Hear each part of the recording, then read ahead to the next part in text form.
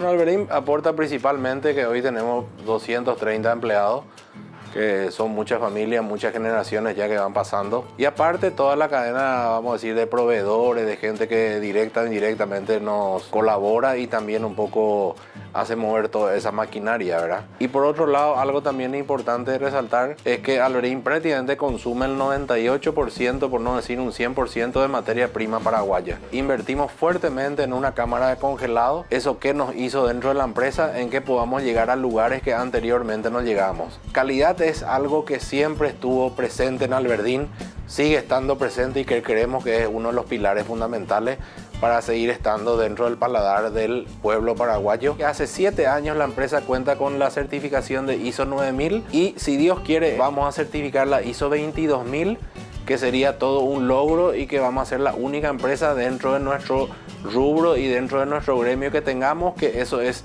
un sello de calidad mundialmente conocido.